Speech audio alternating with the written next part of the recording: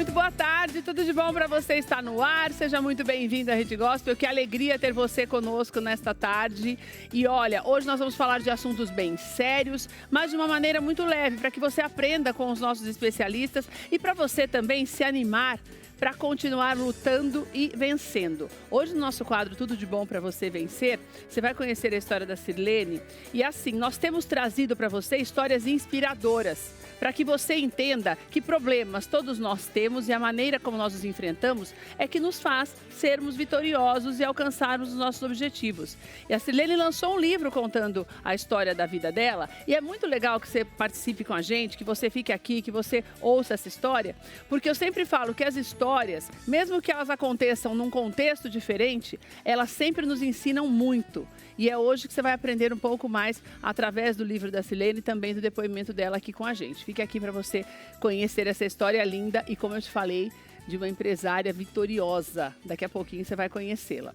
E hoje também nós vamos receber o Dr. Borsino, que está aqui com a gente, já está aqui ao meu lado. Nós vamos falar de um assunto extremamente importante. Este mês se fala muito, no mês de agosto, sobre a primeira infância. E é justamente neste período que a criança, quando ela tem algum transtorno psicológico, seja até um indício de depressão, nós já falamos sobre isso aqui, que pode sim acontecer com crianças muito pequenas, elas começam a emitir alguns sinais. O Dr. Borsino vai explicar isso pra gente, porque muitas vezes, para nós, na correria do dia a dia, você que é pai, mãe ou mesmo cuidador, passa despercebido. E quando você identifica os sinais logo no início, você pode ajudar essa criança e evitar problemas muito maiores e transtornos muito mais graves. Então fique aqui, nós temos algumas perguntas. Você pode deixar a sua pergunta também lá no Instagram, no Tudo de Bom para Você TV, que nós vamos repassando aqui para ele. Chefe Guga também está estreando aqui com a gente. Hoje tem uma receita deliciosa que ele vai nos ensinar. Fique aqui conosco também. É super fácil, passo a passo. Olha que lindo esse prato. É um picadinho suíno, que tem alguns detalhes aí que vale a pena você ficar, porque tem sempre, os chefes sempre têm um tempero diferente, uma maneira diferente de preparar o prato, que nos ensina muito a mudar a cara de um prato que é tradicional, mas você vai ver só, você vai saber detalhes desse arroz também que ele preparou pra gente daqui a pouquinho aqui no nosso programa. Vou começar com o Dr. Borsino, meu amigo, olha, de longa data, você viu que nós começamos o programa, já comecei dando risada aqui, porque nós nos lembramos de várias histórias. Borsino era um grande parceiro da gente lá na Rede TV, quando eu apresentava o Manhã Maior, junto com a Daniela Albuquerque. Nós passamos por muitos perrengues lá também.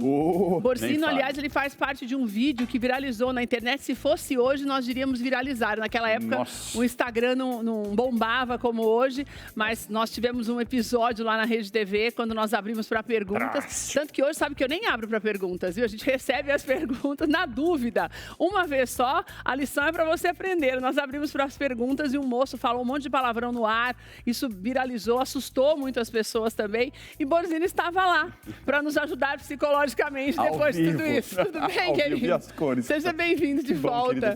Que bom ter você aqui com a gente depois de tanto tempo e saber que você continua ajudando tanta gente.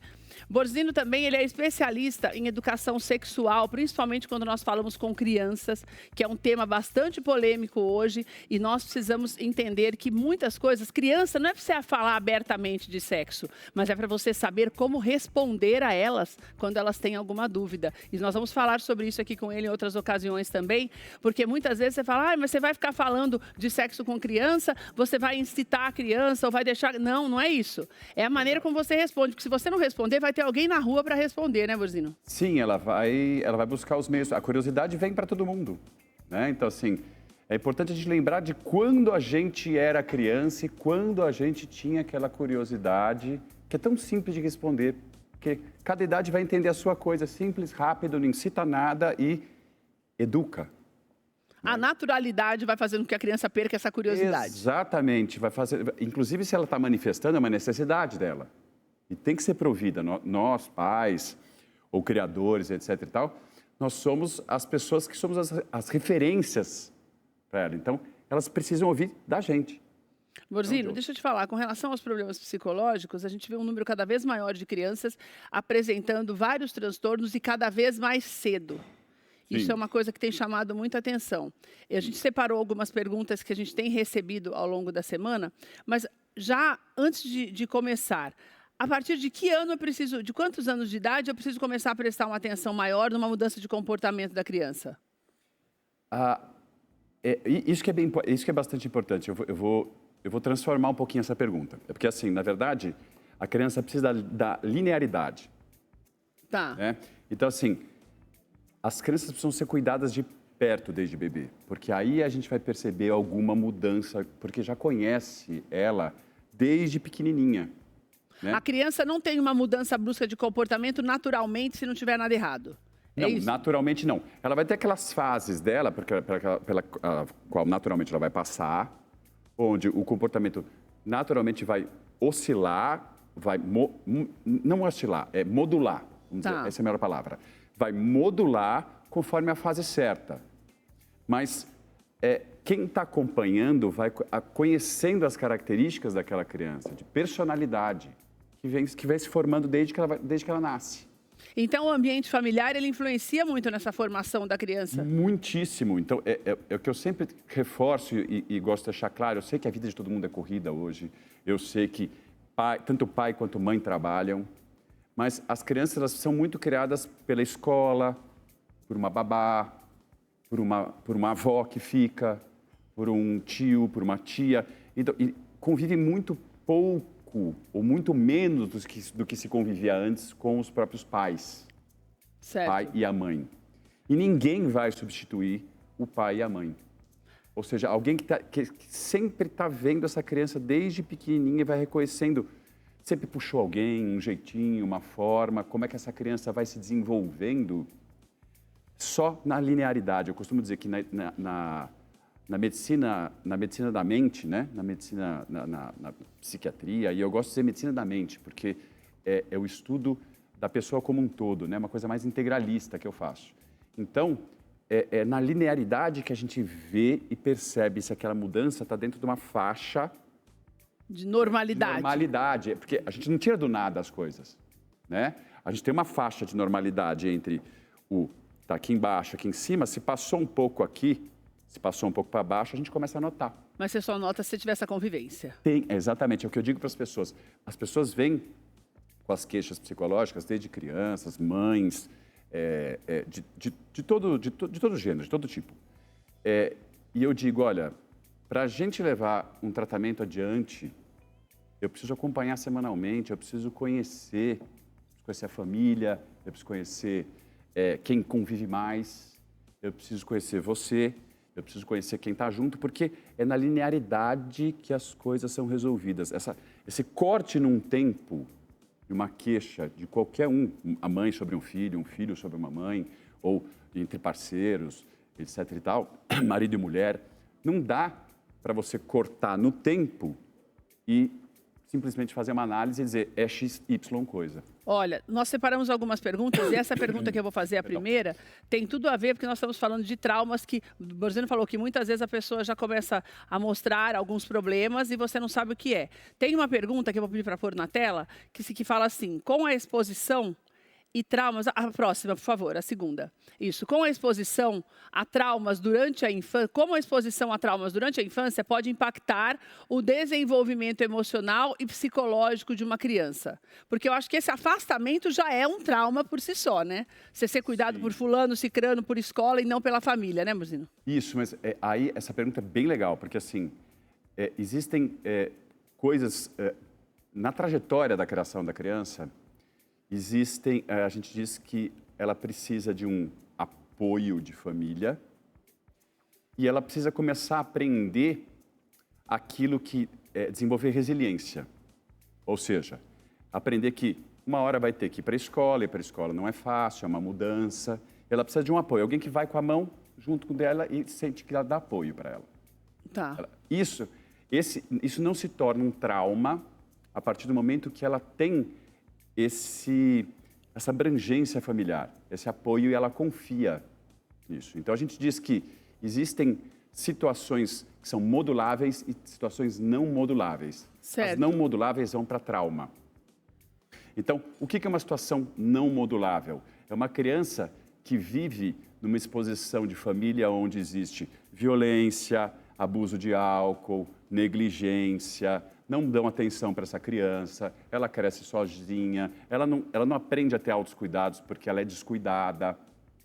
Eu estou dizendo do É porque banho, você só higiene, aprende tudo. aquilo que te ensinam, né? A criança ela é Exatamente. moldada de acordo com o ambiente que ela vive. Exato. Então, ela vive num ambiente negligenciado, chegando ao ponto das crianças institucionalizadas, as que vivem em orfanato. Então, essas sim são expostas à situação não moduláveis. Entendi. Então, quando adultas... Já é de um lar desestruturado e as consequências, elas mesmas vão saber depois, vão buscar ajuda depois de grande. São essas que, quando adulto, a gente vai ver que vão se interessar por relacionamentos tóxicos, vão se interessar por consumo de substância, vão se interessar por... Via de regra, sempre tem alguma ligação, né? Sim, via de regra, sempre tem alguma ligação. Olha, falando em cortar o mal pela raiz, quando você percebe isso já com a criança, aliás, quando a criança ainda é pequena, tem gente que tem muito preconceito ainda de achar uma bobagem levar crianças pequenas para um acompanhamento psicológico. Existem ainda alguns, mas a ansiedade é algo que tem estado presente com muito mais frequência entre as crianças já pequenas. E a Laura trouxe essa pergunta para a gente, a Laura de Guarulhos. E eu vou pedir para colocar o áudio dela, para o Dr. Borzino ouvir, e tenho certeza que vai valer para você também a resposta dele. Pode colocar. Boa tarde, doutor. Tudo bem? Eu gostaria de saber qual a importância da intervenção precoce em casos de problemas psicológicos infantis e quais métodos são eficazes para promover um desenvolvimento saudável. Então, isso é muito interessante porque faz parte mais de uma questão de educação dos pais do que da própria criança em si. Nós estamos falando do desenvolvimento, ou seja, é o que eu sempre digo, quando nasce o filho, nasce o primeiro filho, nasce a mãe e o pai junto. Porque nem todo mundo é mãe e pai de primeira viagem. Certo, é verdade. E para cada filho, é que nem os dedos da mão, que nem falava a vovó, cada um diferente do outro. Cada um vai demandar uma criação diferente. Então, a intervenção ela é sempre importante na educação daquilo que a criança está pedindo, limite, daquilo... Bom, se ela é um bebezinho, o que ela pede? Ela já pede atenção e as pessoas não percebem. Existe um mecanismo que é estudado agora, que é muito falado agora, que chama Serve and Return, que não tem tradução para o português, que se descobriu já desde o recém-nascido, que é você dá atenção para a criança e ela te dá a resposta, mas desde neném. Então, a cada fase dela, por exemplo, quando ela pede para você repetir uma palavra e você repete a palavra, nem que seja um sinal ou alguma coisa, isto é um sinal de acolhimento. Então, né? Mas aí você está falando de uma coisa que é o que nós estamos falando desde o início. Tudo é a interação, né? Muita interação. Se você não tem a interação com a criança, você não vai ter, e você não vai identificar retorno de nada e nem nenhuma necessidade. Exatamente. E essa criança vai estar se sentindo negligenciada. Não, e assim, existe a negligência, que isso que ela está falando da intervenção é importante. É importante estar perto da criança e estar dando atenção para ela. Certo. Porque muitos acham que só o fato de estar perto, mas lendo o jornal, perto no celular, lendo a TV, está no não adianta nada. E a criança está ali, e você não brinca com ela, você não faz esse mecanismo de apego. De interação. De interação, ela não vai ser uma criança confiante para o futuro. Ela vai desenvolver ansiedade, ela vai ser um adulto mais ansioso, naturalmente, porque esse mecanismo, isso a gente chama de negligência presencial. Ou seja, você está ali presente, mas não tá. Porém não está nem aí. Olha, na verdade, eu confundi porque a pergunta da ansiedade é essa que eu vou te falar agora, que é a do Luiz Araújo. Pode colocar na tela? Ou melhor, por favor, pode colocar o áudio, que o Borzino, eu falei de ansiedade, nós colocamos essa outra, que tem a ver também, mas especificamente de ansiedade é essa. Pode colocar. Boa tarde, doutor. Quais são os sinais mais comuns de ansiedade em crianças e como eles podem se manifestar no comportamento diário? Tem sinais, Borzino? Tem. Assim, a criança ela manifesta ansiedade muito diferente do que os adultos, né?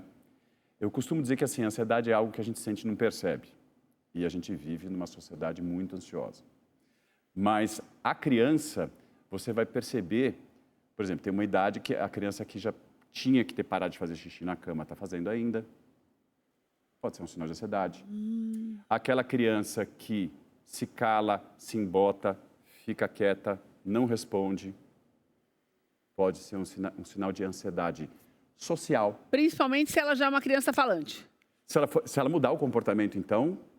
Com certeza tem alguma coisa errada. Mais importante ainda, alguma coisa pode estar acontecendo na escola, alguma coisa está podendo sofrer algum abuso, eu estou falando não só abuso de qualquer maneira, alguma forma.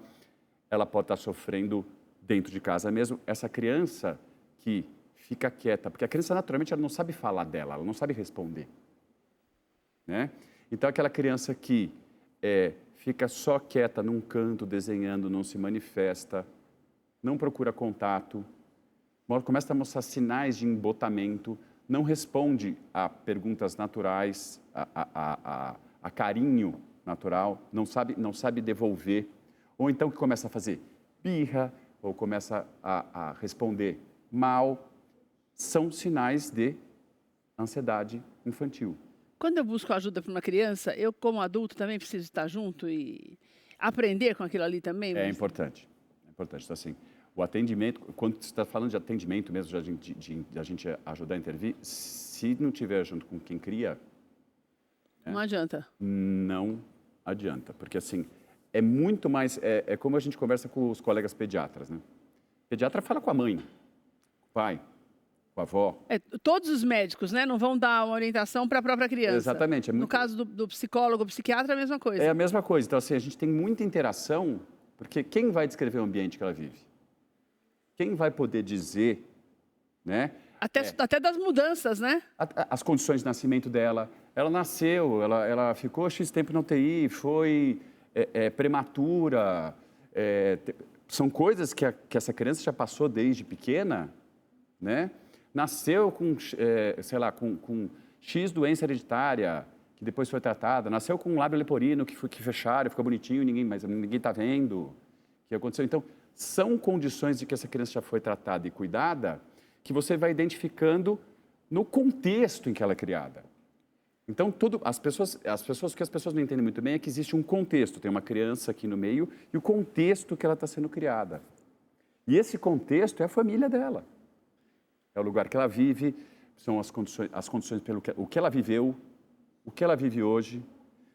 Por exemplo, a gente vê assim, crianças que nasceram e tiveram problema de amamentação, etc. e tal, não conseguiram pegar direito o peito, e tem mães que são extremamente preocupadas e se sentem culpadas por causa de tudo isso e passam a proteger demais essa criança gera uma ansiedade chamada mimo. Que também é um problema. Que é um problema. Agora, o mais importante, antes da gente encerrar, que eu quero deixar claro para você, nós estamos falando de sinais que podem ser emitidos a partir da criança com menos de 6 meses de idade, quando ela vai mudando qualquer tipo de comportamento. Então, na verdade, tudo está muito ligado à maneira como você cria essa criança. Não dá para você tirar a sua responsabilidade e jogar só para a escola, como a gente tem visto, tem falado muito sobre isso aqui. Porque esses sinais, eles são emitidos ali dentro de casa. Não adianta, claro, na escola também, mas se você não tiver essa proximidade, você como pai e mãe, você não vai conseguir identificar. Quanto mais cresce, pior é o problema. Pior fica o problema. E assim, e você falou uma coisa muito importante.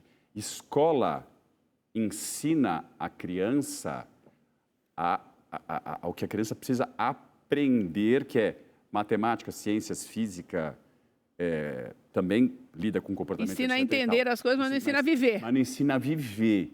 Quem ensina a viver, interpreta e cria a criança é a família. Olha, a última pergunta antes de nós encerrarmos, só para falar um pouquinho do estresse. Dá uma olhadinha só, é a última pergunta da Neliane Garcia do Ipiranga. Boa tarde, doutor. Como as crianças pequenas lidam com os estresses? E quais estratégias os pais e cuidadores podem usar para ajudar a gerenciar e reduzir o estresse infantil? Isso é muito importante porque o que a gente observa é que, assim, as crianças, vamos delimitar uma idade, vamos colocar ali, entre 3, 4, 5 anos, elas não sabem interpretar o estresse. E acho que nem a gente que elas estão estressadas. Exatamente. Então, o que acontece? São crianças que estão submetidas a um ambiente hostil. Então, elas vão responder naturalmente como um bichinho responde em estado de ataque ou fuga. Então, essas crianças vivem assustadas. Então a criança estressada, a primeira coisa que você vai perceber é que ela se assusta com maior facilidade. Isso, ela reage ao ambiente de uma maneira mais assustada. Tá. Né? Aí tem várias formas, não que ela tome um susto o tempo todo, mas assim, ela reage mais agressiva a alguma coisa, ela não sabe receber um carinho direito, ela está fazendo uma birra ali num momento que não precisava, né? Ela está comendo demais ou comendo de menos, né? Entendi. Comendo o tempo todo. Hoje a gente vê muito. Não para de comer. É uma forma de É um ansiedade. sinal. Exatamente. Mas os adultos têm que começar a perceber esse contexto que essa criança está sendo gritada. Está sendo criada. Eu ia falar de gritaria, precisa ser gritada. É o quê? Uma casa onde... Que também faz mal a gritaria. Faz mal. Então, mas nem percebem, porque para aqueles pais ou para aqueles criadores, aquilo ali já é tão comum que eles não entendem o estresse que eles estão submetendo a esse serzinho novo. Mas que para eles é o natural. Viver gritando um com o outro, viver brigando, deixar a criança sem rotina. Estressa muito a criança. A criança precisa de rotina. Rotina é muito importante para a criança, ela pede rotina. A criança precisa aprender a obedecer, né? A obedecer, isso vai... Porque tem regras, a vida inteira vai ser assim, né? Exato, isso vai forjar nela resiliência, ou seja, força para que ela supere os intempéries da vida e para que ela desenvolva um objetivo, algo para que ela queira viver. É através de educação onde você coloca disciplina.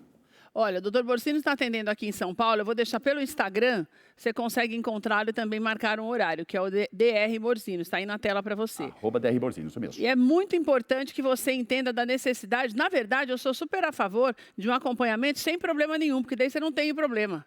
Porque quando você tem o caráter preventivo, você evita que isso aconteça. Por causa da rotina do dia a dia, da correria e tal. Para evitar que você deixe passar despercebidas as coisas, você tendo um profissional te ajudando nesse acompanhamento, você tem uma facilidade muito maior para educar a criança, para que ela cresça saudável mentalmente, principalmente. Isso. Porque a gente sempre não leva ao médico quando está com uma dor de barriga ou quando não está nada. Você tem que levar ao pediatra sempre. A mesma coisa, quando você tem um acompanhamento psicológico, você tem essa possibilidade da criança crescer mentalmente saudável e é só uma questão de acompanhamento, não é um tratamento. Sim, as pessoas têm que perceber que são dificuldades que todo mundo tem. Todo mundo tem. Dúvidas que todo mundo tem. Não tem que deixar isso virar um problema grande instaurado para ir buscar. Para ir atrás. Então, se está vendo dificuldade, vai procurar quem ajuda e orienta. Obrigada, meu querido. Sempre. Estava com saudade de você. Também. Volte sempre. Quando você quiser, é só chamar.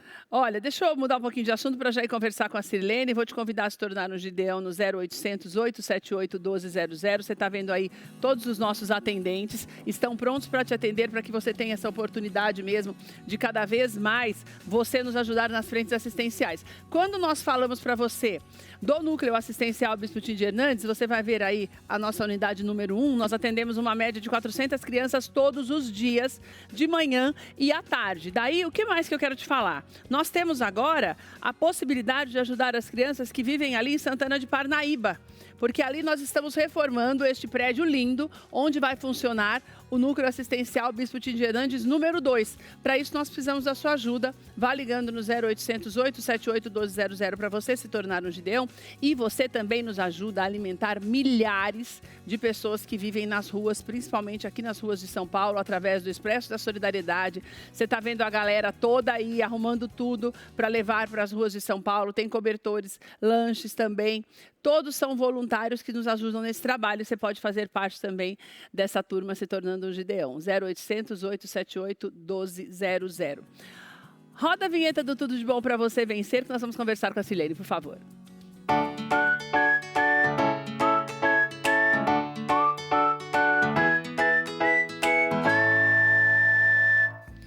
Ah, que alegria quando nós podemos contar boas histórias, né? A sua história também pode ser boa, vai depender de você.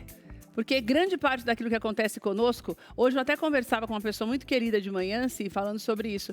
Nós erramos muito o tempo inteiro. O que nós fazemos com os nossos erros é que nos exime daquilo. Você errou, você sabe que você errou, já pediu perdão, já se acertou com Deus, já era, esquece. As coisas velhas ficam lá atrás para você poder caminhar, porque senão você não consegue andar. Se Sirlene não tivesse feito dessa forma, estaria lá catando algodão, nada contra.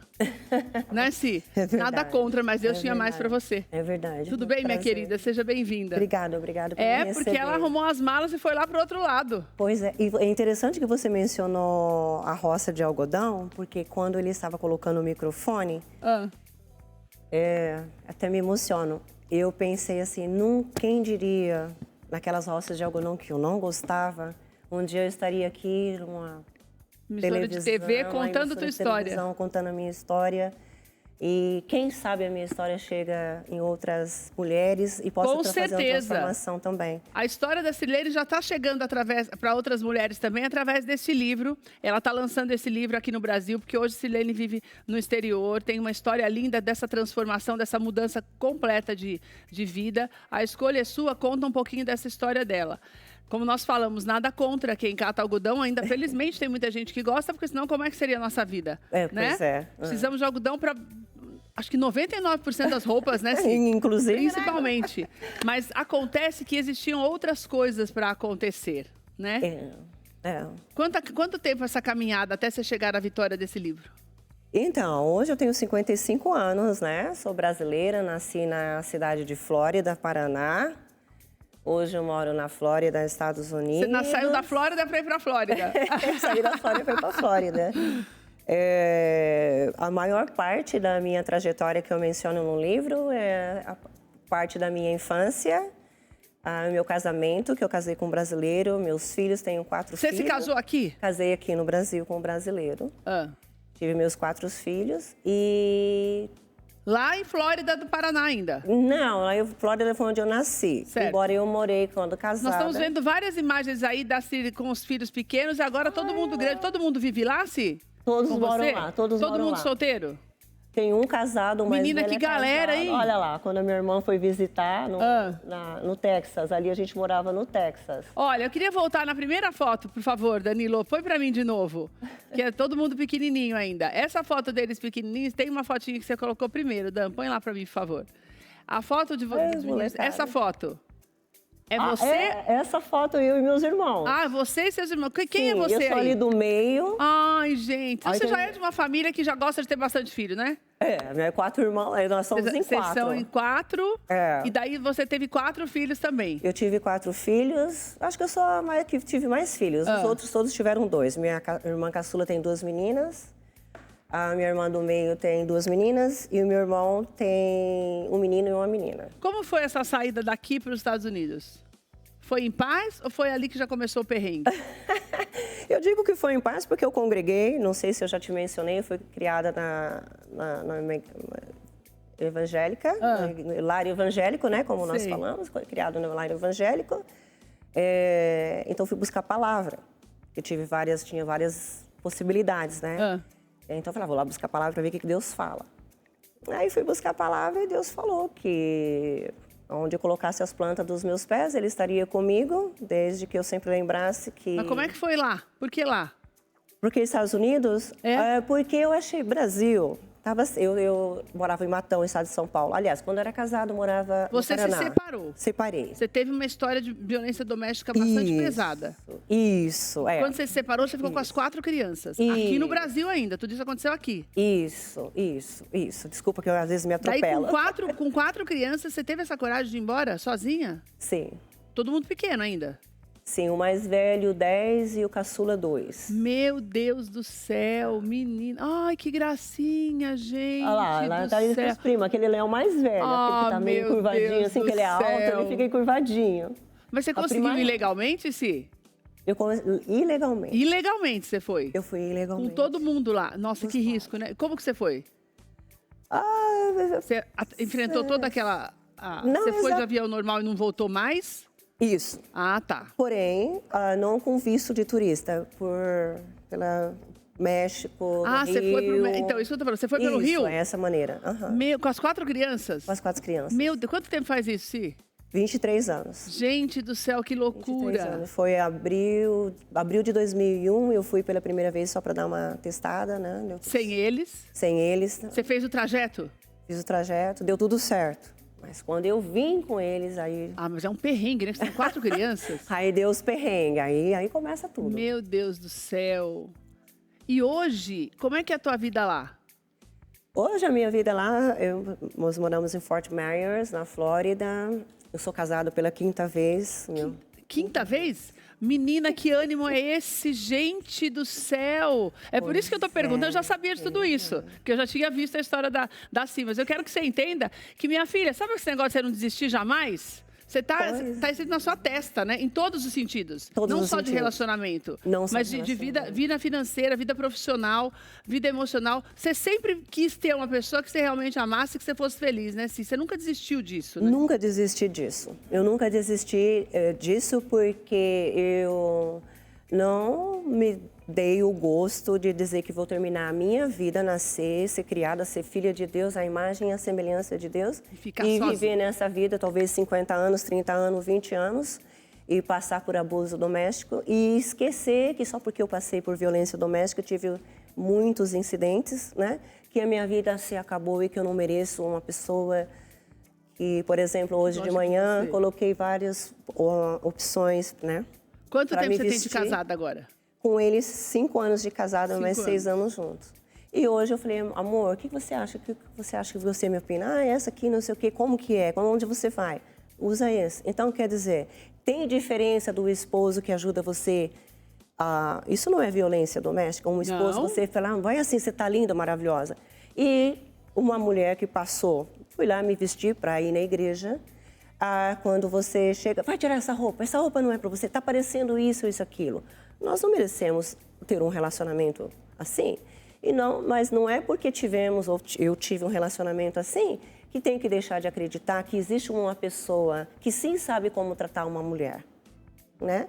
Mas para a gente conseguirmos um relacionamento assim, nós temos que, se passarmos por uma situação dessa, nós temos que encontrar uma maneira de nos curarmos para conseguirmos entender quando é um relacionamento que vale a pena. E foi isso que você foi fazendo ao longo da tua vida. Ao longo da minha vida. Quando você teve a ideia? E no livro você conta tudo, né, Cí? Você não teve vergonha de falar nada. Não tive vergonha. Não tive vergonha. Mas é legal isso, porque a gente não pode ter vergonha daquilo que a gente viveu.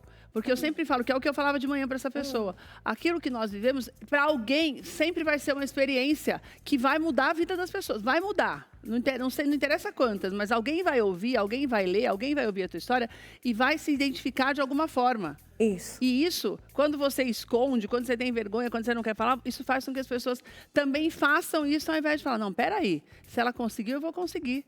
Eu posso não virar um livro, mas eu estou vendo esse livro e eu posso mudar a minha história, que foi o que você está... Eu acho que nem era o seu objetivo, mas você sabe... Talvez agora, ou quando você começar a fazer os autógrafos, receber o retorno, você vai entender o quanto as pessoas precisavam de uma palavra como essa para ter a vida restaurada.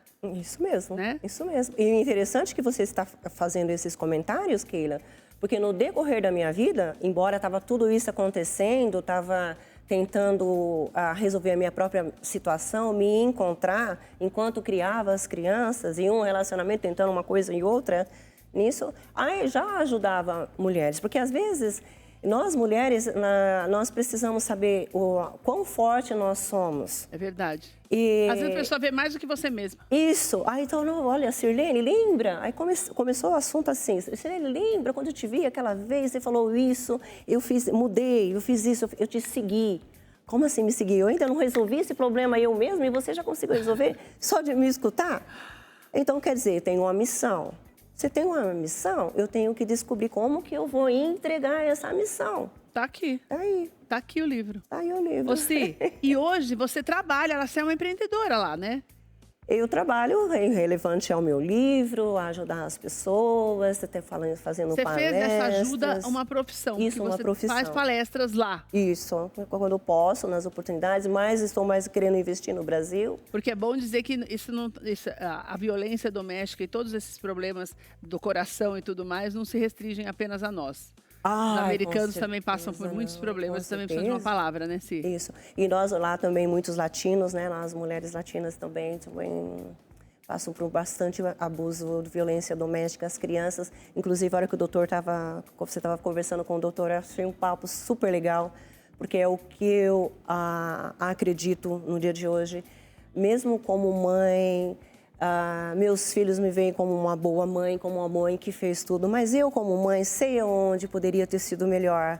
Então, eu voto pela educação, eu grito por educação. Não assim, em relação a ajudar mulheres que sofrem de violência doméstica, Keila, não só tirá-las como é uma emergência, né, que aconteceu comigo 23 anos atrás e acontece ontem, nesse momento, é você um minuto evitar atrás. que aconteça. Isso.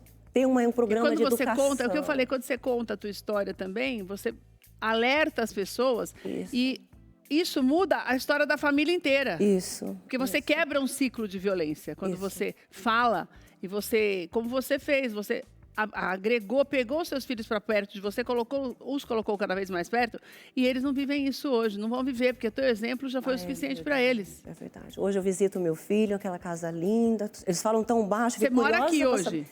Eu passo muito tempo no Brasil, mas moro, a minha residência, tem uma residência em Navegantes, em Santa Catarina, e foi em... Ah lá, todo mundo junto. Que lindos, não? Que alegria, né? Então você fica entre lá e cá? Fico entre lá e cá. Agora tenho 2 no Texas e 2 na Flórida. Que lugar do Texas eles moram? Eu tenho um em Austin, o casado está em Maryland. Tenho meu neto, vai fazer 5 anos agora em setembro. Eu morei 2 anos lá, amo. É? Amo o Texas. Ah, é verdade, eu também. Meu Deus do céu. Nós acabamos de chegar de Austin, nós fomos em Austin visitar. E esse moço é o seu marido? Não, meu marido... A gente vai as fotos e nem vê, né, Keila? Quem que era? Aquele moço lá é o ex-marido. Se o seu marido atual veio, hein? Dele, perdão. Tira esse, Danilo, que o marido dela novo tá vendo. Não, Tudo bem que já tem 5 anos. Não, e também já não é aquele marido que não aceita que a gente tem um passado e que já quer... Porque falando em violência doméstica... Sim, até porque não poderia, né? Não aceitar, gente, como é que vai fazer? Como que eu vou explicar? Não existe isso. Olha, deixa eu deixar o contato da Sirlene para você. Por que eu pedi para ela vir hoje? Eu até conversava com a Débora sobre isso. Porque cada vez mais nós precisamos entender que nós temos que aprender a conviver com as nossas frustrações para ajudar as outras pessoas. E muitas vezes você não consegue fazer isso sozinho. Quando você ouve alguém falando, é como nós falamos no início da conversa, você se identifica de alguma forma com aquele problema e daí você vai buscando soluções, como ela já tem visto na medida que ela vai fazendo as palestras. Lá no Instagram da Si, que é o Sirlene Proença K, tá aí na tela para você, você já tem a Proença sem o cedilha, tá? Proenca, K no final. Você tem todos os contatos no link da bio para convidá-la para fazer palestras e também para ajudar as pessoas. E você também ali tem os caminhos para adquirir o livro. Você conhece uma pessoa que passou por violência, que desistiu? Sabe aquela pessoa que se frustrou e falou, nunca mais quero saber de ninguém na minha vida? Tá cheio de gente assim, porque o medo toma conta. Muitas vezes a gente se deixa dominar pelo medo. E a palavra é muito clara quando fala sobre isso. Porque o medo não vem de Deus. O medo te paralisa e você perde a oportunidade, sabe do quê? Do mais importante, que é ser feliz. Você não consegue ser feliz quando você tem medo, porque você não deixa as coisas acontecerem. Então, que ela sirva de exemplo para você. Sim, muito obrigada por você estar com a gente. Uma alegria, volta sempre. Obrigada. Obrigada pela... prazer. Desculpa as brincadeiras, mas eu acho que é muito legal que a gente tenha essa oportunidade mesmo de fazer do problema e rir dele e saber que a gente pode passar. Exatamente. Tenho certeza que você vai ser um exemplo para muita gente. A escolha é sua, né, Keila? A escolha é sua. Tá aqui o livro e o livro também você consegue comprar através do Instagram dela. Tem todas as informações para você adquirir o livro. Perfeito, né? Para a tua história. A escolha é sua.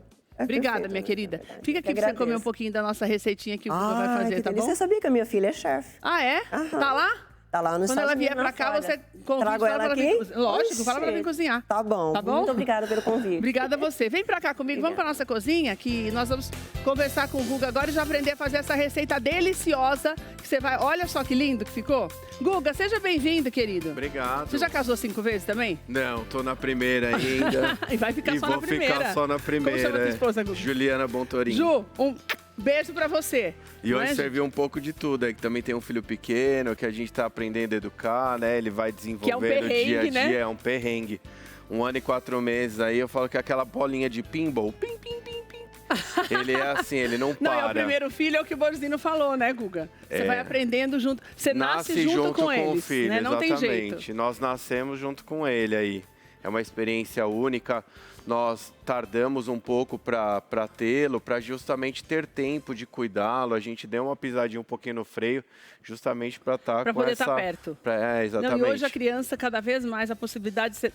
A necessidade de você estar perto para que a criança se desenvolva da maneira como tem que ser. E é gostoso demais, Como né? chama seu filho? Augusto. Ah, que lindo. Ele é um querido. Você vai ter, vocês querem ter mais? Não queremos ter mais. Sério? Sério mesmo. Mas já era planejado um só? Tá bom.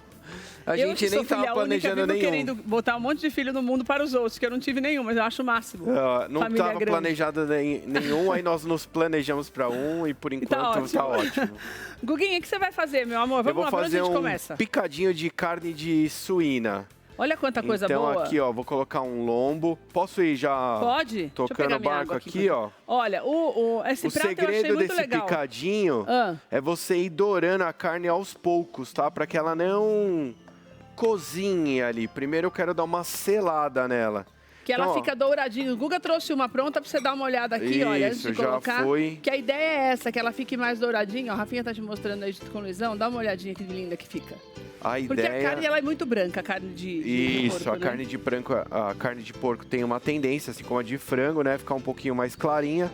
Então aqui, ó, você vai deixando realmente ela dar uma boa dourada. Dependendo do tipo de panela que você tiver, nem precisa colocar tanto óleo, porque a própria carne de porco já tem gordura. Se você tiver em casa aí com uma panela um pouquinho que tá grudando, dá um fiozinho de azeite, tá bom? Isso aqui, então, eu vou deixar ela... Você temperou, Gu, ou não precisa? Por enquanto não, só tô colocando só a carne aqui. Certo. Eu vou adiantar o nosso processo, tá? Só pra gente... Então aqui a gente deixaria ela até dourar, eu vou pôr um fiozinho de azeite só pra dar aquele brilho nela. Certo. E eu uso também o azeite como sabor, tá? É um acréscimo de sabor aí na nossa receita. Ele não é só também a função de não grudar, tudo, né? dar um perfume. Um azeite de boa qualidade, ele perfuma o prato. Isso. E o que também vai ficar aqui na panela quando a gente vai dourando a carne é aquele umami, né? Que fica aquele gostinho, aquele queimadinho. É dali que a gente vai tirar a nossa carne. Certo. Eu vou só adiantar aqui. Então, quando tiver nesse ponto, a gente já continua. Isso, eu vou continuar como se ela tivesse aqui, ó. Eu achei linda essa cor. O que você colocou no arroz? Que ficou tão amarelinho assim? É açafrão. E arroz com açafrão é uma delícia. O sabor dele é bom, né, Gu? Eu gosto muito. Eu acho que eu gosto da minha gastronomia, na verdade, como um todo, de utilizar ela bem colorida.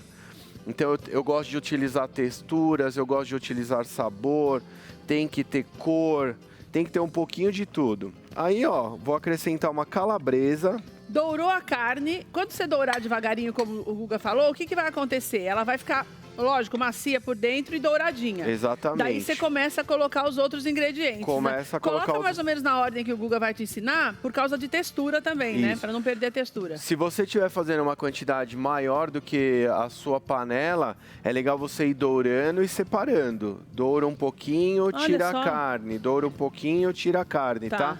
Não faz tudo de uma vez, senão ela realmente vai criar bastante umidade e você não vai conseguir fritar ela por fora. Aqui agora a gente já tá naquele ponto que ela já... Panela bem quente, tudo, né? Fritando, então a calabresa já vai dando aquele gostinho mais de um defumado, uma coisinha mais legal. E aí eu vou com uma cebola. Guga, você tem restaurante? Eu já tive. Hoje eu faço só jantares privados, faço consultoria para restaurantes, quem quer treinar a equipe, né, pessoal tanto da parte interna da cozinha quanto a parte externa também. Quando que você parou? Você resolveu que você não queria mais um restaurante durante a pandemia? Não, eu até tive durante a pandemia, ainda continuei, mantive uma equipe e tudo.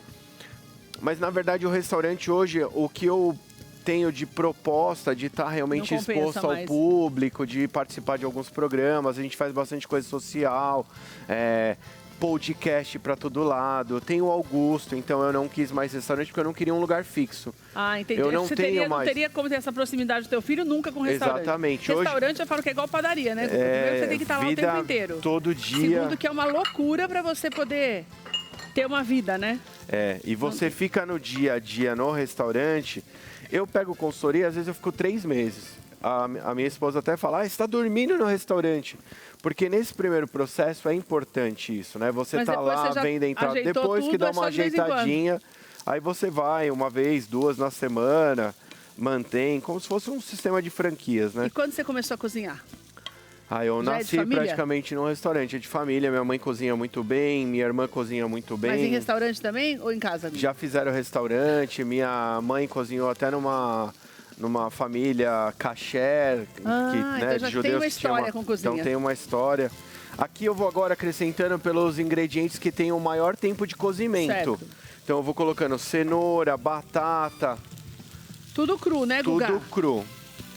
Até para ter essa textura também, né, que eu falei da crocância, né? Isso, e para você ir vendo o ponto que você quer. Porque, por exemplo, depois que você selou a carne ela já tá dourada. Você já vai conseguir preservar mais umidade nela. O lombo normalmente é uma carne que resseca muito fácil. Então quando você sela ela, você mantém a umidade lá dentro e aí depois você só vai acrescentando o tempo de cozimento desses ingredientes. Aqui eu vou colocar um alho, ó, você viu que eu coloquei o alho mais pro final, não precisa ser tanto no começo. Eu coloquei eles todos os meus ingredientes nesse picadinho, eu deixei ele maior mesmo. Eu quero sentir sabor, ele lá dentro, eu quero sentir a cenoura, eu quero sentir a cebola. E é legal porque como você não colocou, porque tem gente que coloca cozido quando vai fazer picadinho, né? Não, daí você perde a textura da crocância. Exatamente. Eu amo sentir, até na salada de maionese eu gosto de sentir a crocância de cenoura. Você tem que ter o al dentezinho lá, né, no sabor. Senão vira uma papa. Exato. Aqui, ó, agora eu vou com o tomate, que vai me dar bastante umidade nessa receita.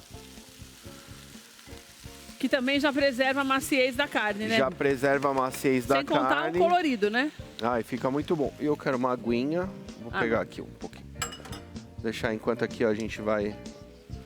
E aí eu venho com meus legumes. Agora o mais colorido possível, né? Eu venho com o pimentão. Quanto mais pro final o pimentão, mais crocância, mais colorido ele vai ficar. Então, por exemplo, eu quero colocar ele só no final. Quando eu tiver já com a minha receita quase pronta, ele vai ficar mais crocantinho. Tá. Eu gosto dele mais murchinho, é uma questão tal. Do gosto aí é uma mesmo, questão né? do gosto. Eu preciso tirar essa pelinha dele? Não preciso, né? Não, não precisa não. Que tomate que você usa, Guga, que você prefere para essa receita? Para essa receita aqui eu tô usando o tomate mais de molho, né? Pode ser um tomate holandês, aí aquele mais terrário lá que eles falam, bom, o italiano, que é o mais comum de achar aí. Então eu mantive a semente, mantive toda a estrutura dele. Mais maduro, Guga, ou você prefere Pode utilizar os mais maduros, porque aqui a nossa intenção agora é deixar ele cozido mesmo. Olha que lindo que fica, só a cor já dá água na boca. Por bastante tempo. E agora é onde eu vou dar um toque particular, né? Gengibre, que legal. É uma receita autoral, né? Fiz para vocês aqui pro programa. Que delícia, Guga. E aí a gente coloca... Nunca é difícil usarem o gengibre. Eu adoro gengibre. E aí também vou colocar umas ervas. Aqui daí eu tenho um alecrim. Esquecer aí. Pode esquecer aí. Panelinha pode até fechar a tampa dela. Deixa cozinhando aí por uns 40 minutinhos. Acerta o sal ao seu gosto. Guga, se eu quiser colocar na panela de pressão também rola? Rola também, dá uma acelerada no processo, né? Pra quem não tem essa paciência toda, pra quem pode não tem a paciência toda. Mas você acha que altera o sabor? O cozido vai envolvendo mais ali, conforme você vai mexendo. Eu acho que quando você deixa com essa paciência toda, esse caldo mais grossinho... Ele vai engrossando. Você pode ver que fica meio cremoso. Olha, o que você pode fazer... Olha esse daqui que o Guga fez, você vê que tem lógico, é caldo, tem uma mas cremosidade. Aqui, uma cremosidade eu trouxe uma pronta maior, aqui também, tá vendo? É a diferença de você fazer com paciência. Exatamente, porque se você fizer e colocar água, o que vai acontecer? Vai ficar aquela água rala. Se você deixar assim pensando, como eu falo, você deixa pensando... Ele vai encorpando. Ele vai encorpando. O que você pode utilizar aqui também, que é uma dica bem legal. Eu posso pegar um pouco desse caldo com legumes, o pimentão, bate num liquidificador ou num mix e volta para a panela. E aí ele dá uma engrossadinha. Mas aí eu deixo um pouco do pimentão à mostra também, só pode tiro deixar, pouquinho. tipo aqui agora, gente, suponhamos que essa daqui a gente vai começar a esquecer dela aí, porque ela vai precisar de um período maior. Certo. Então eu venho aqui, na minha, que você já fez. Esse próximo passo dessa, vamos dizer aqui, né? Você aqui já tá pronta. Exatamente. Dá pra ver que a carne tá bem douradinha, o legume já tá cozido, mas ainda não tá encorpado do jeito que eu gostaria. Então eu venho com uma outra travessinha, pego aqui, batata, cenoura, pode até pegar um pedacinho da carne, mas eu vou evitar aqui, mais uma cenourinha. Certo. Vou para um liquidificador, um mix, alguma coisa. Daí eu pego um pouco da cenoura que tem, bato e jogo de volta. Trituro ela, que eu não sei se a gente... Olha, é legal você fazer isso, por quê? Porque pode utilizar até um espremedor. Entendi. Daí vai engrossar sem precisar colocar farinha, aquela coisa que coloca. Isso, sem precisar de nada disso. Você já voltaria para a panela aqui, Só o próprio amido da batata, tudo isso já vai engrossando. E aí, claro, paciência, que é aquilo que você falou, né? Que pra mim... Cozinha é paciência, né? Cozinha é paciência. Cozinha bem feita é paciência. É estado de espírito. Eu falo que você sempre tem que estar de bom humor, tem que estar com a alma boa para cozinhar aí, que você leva sentimentos para sua gastronomia, para sua cozinha. Isso passa para as pessoas, né? Olha, me conta um pouco do arroz, que a gente tem tempo. Já que nós vamos fazer o arroz, mas eu quero saber como que você faz esse arroz. Refogo com alho e cebola. Eu gosto de utilizar os dois, né? Muita gente gosta só de utilizar a cebola. Eu acho que a mistura aí do alho com a cebola envolve bem. Refogo ele. Acho que arroz tem que ter alho e cebola. Tem que ter, né? Eu gosto bastante. E aí eu já coloco o açafrão quando eu tô refogando ali, uma colherinha bem pequena, não precisa ser muita não. Não precisa nem esperar pôr a água. No refogado, sem pôr a água ainda. Você usa azeite ou você prefere óleo normal? Eu gosto de azeite. No geral, eu uso muito azeite. Dependendo do tipo de cocção, eu até não me incomodo de utilizar aquele óleo composto. É como se fosse uma mistura de óleo com azeite. Para determinados pratos que você não vai utilizar aquele sabor e você vai finalizar com azeite, pode fazer também. Poderia ter começado essa receita com óleo composto. Eu vou atrair muito sabor ali da gordura do porco, né? Tudo isso vai soltar sabor. Eu falo que o que dá muito sabor na grande maioria das receitas é a gordura. É verdade, não adianta não colocar nada. Não adianta, exatamente. Pode ser A gente tem um hábito lá em casa que nós somos quase fit. A gente tem um pouquinho, né? Tem um pezinho. A gente no dia a dia procura uma gastronomia muito mais saudável e tal. Mas de final de semana, quando preciso pôr um pé na jaca, ou quero comer alguma coisinha, a gente come também. E na minha gastronomia, eu sempre procuro priorizar o mais saudável, mas eu uso azeite, uso óleo de milho, canola, até uso, mas a canola eu não gosto muito, porque né, é um óleo mineral. Eu acho que ela altera muito o sabor, Guga. Eu gosto mais de coisas naturais. Valoriza o sabor, mas valoriza bem mais. Não altera o sabor. Tem alguns óleos que eles falam, é mais saudável e tal, mas você sente que parece que altera um pouquinho. Não é que fica ruim, mas não fica o sabor como você gostaria. O azeite, eu acredito que ele agrega sabor sempre, né? Então, quando eu preciso de uma gordura, eu uso um azeite ou uma banha, dependendo do prato. Se eu vou fazer um arroz carreteiro, por que não? Vou utilizar uma banha mesmo, né? Um tradicional. Agora, se eu vou saltear um legumes, pode ser uma manteiguinha, pode ser uma outra coisa. O que você mais gosta de comer, Guga? Eu gosto de comer carne, eu sou bem carnívoro. Eu também sou. Se tiver uma carne, tá tudo certo.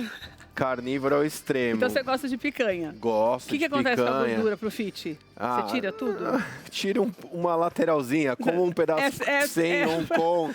Assim, você tira um pedacinho, por exemplo, se ela tá nessa altura, você tira metade dela. Tira metadinha. Só pra consciência não doer muito e também não ficar sem o gostinho dela, né? E eu gosto muito dela no preparo também, que eu acho que a gordura, ela faz parte do preparo da picanha, né? É igual né? quando você fala assim, eu vou tirar a pele do frango pra fazer o frango. Você pode até tirar para não comer, porque sabe que é gordinho e tal, mas se você tira, parece que resseca tudo. Não é? Tem que ter um pouquinho, né? Tem que ter um pouquinho da gordura, né? Um pouquinho da gordura, eu acho que é... E cada gastronomia utiliza de uma, né? Os franceses amam manteiga. Então, na grande maioria... O auge da gastronomia francesa é utilizar manteiga em muitos molhos, né? Eles fazem molhos maravilhosos lá e a base delas é manteiga.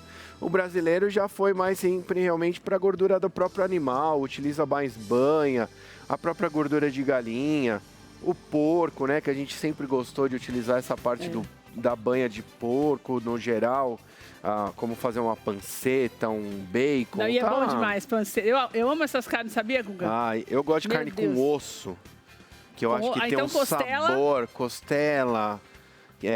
Guga, e aí quando você faz esses jantares, essas recepções, tem uma cozinha específica que eles pedem mais? O que o brasileiro pede mais? Eu morei bastante tempo no México, né? Então tem bastante gente que me pede comida mexicana. Mas eu faço, agora tem um cliente que me pediu carré de cordeiro, eu faço polvo, risotos variados. Então você não tem é eclético demais. Eu já vivi bastante parte de várias gastronomias, faço italiana, faço francesa, faço brasileira, faço autêntica. Tem um cliente que me pede creme de milho Guga, tô com vontade de comer aquele creminho de milho com gostinho de vó, sabe? Aquele feito em casa, assim, bem... Então eu levo também essa gastronomia para o cliente. Eu deixo que ele viaje um pouco. Você morou no México, Guga? Morei 2 anos. Você chegou a atravessar a fronteira? Você foi no Texas? Estamos falando do Texas aqui. Não foi. A comida texana é Tex-Mex total, né? Muito mexicana. É, bastante, né? Muito, muito. Eu aprendi essa coisa do doce com o salgado, que o mexicano tem tanto lá, era demais. A gente não tinha muito esse hábito, eu amava. Eu adoro, assim, pra mim o que me encanta muito na comida mexicana é o guacamole deles, amo. A gente tinha esse preconceito brasileiro de não comer avocado, né? Abacate aí. A nossa ideia do abacate é sempre com açúcar e o abacate amassado, né? Então, não, e aí a gente... E lá é uma coisa assim que eles vendem na porta dos... Pelo menos lá nos Estados Unidos, a Silene, o pessoal dela já sabe disso. Você entra no mercado, a primeira coisa que tem do lado já é um balcão com gelo e o guacamole. Os tacos, né? Taco para toda ocasião lá. Os mercados. Eles usam bastante carne de porco, o mexicano no geral. E uma coisa que o brasileiro... dali do Nordeste para cima gosta bem mais do que aqui o povo paulistano, que é o coentro. Pois é, nós falamos de coentro essa semana, o chefe que veio. O famoso cilantro aí. Eu amo coentro. Eu amo também. Você sabe que tem gente que fala que é hereditário, né? Que se na família a mãe ama, o pai ama, aí você vai comer. Mas também, Gu, tem aquela história, que se a tua mãe ama, o pai ama, você já cresce... aprendendo a comer, né?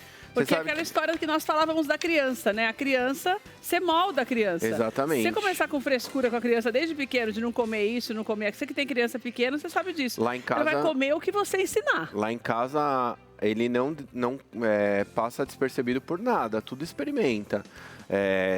Eu fiz a introdução alimentar dele bem legal, assim, com aqueles... utilizando alguns pedaços no começo para ele aprender realmente a mastigação, bem macio. Lá em casa ele faz bagunça mesmo, põe a mão na massa, assim deixa eu comer, deixa bagunçar.